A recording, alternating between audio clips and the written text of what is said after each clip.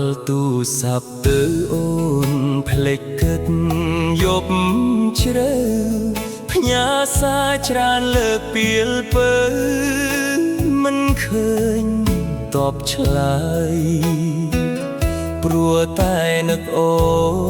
នខ្លាំងពេកត្រានត្រើយយប់ជ្រៅហើយចង់ឮសំឡេងអូនណាខលទៅអូនច្រើនសារថាជាប់រវល់ថ្មនេះហើយបងឆ្ងល់រវល់មិនឈប់ឬអូនបាត់លេខប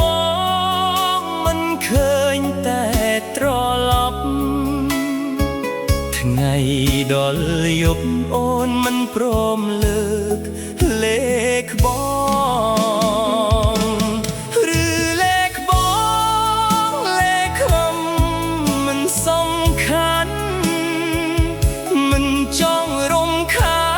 នដល់កលយានច្រើនទេគ្រាន់តែអូនឆ្លើយតបបងមួយម៉ាត់ក៏បានដែរត្រឹមឮសំឡេងមាសមេបានតែលើកទូរស័ព្ទបងផងមិនប្រាថ្នាសុំស្នេហ៍មាសមេទេថ្លៃបានត្រឹមតែសួរសុខទុក្ខស្រីសូមថ្លៃយល់ផងមិនហ៊ាននិយាយច្រើនបានត្រឹមដឹងនួនល្អ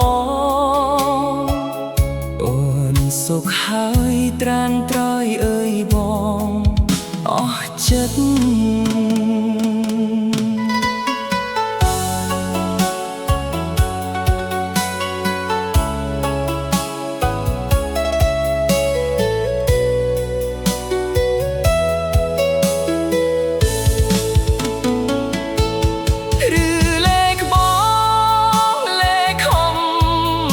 សំខាន់មិនចង់រំខានដល់កលយានច្រើនទេគ្រាន់តែអូនឆ្លើយតបបងមួយម៉ាត់ក៏បានដែរត្រឹមឮសំឡេងមាសមេបានតែលើកទូរស័ព្ទបងផងមិនប្រាថ្នាសុំស្នេហ៍មាសមេទេថ្លៃបានត្រឹមតែសួរសុខទុក្ខស្រីសូមថ្លៃយល់ផងមិនហ៊ាននិយាយច្រើនបានត្រឹមដឹងនួនល្អ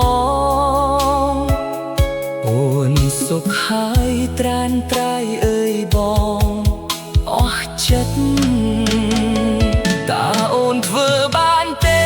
បាត់លេខទូរស័ព្ទគេមួយភ្លេ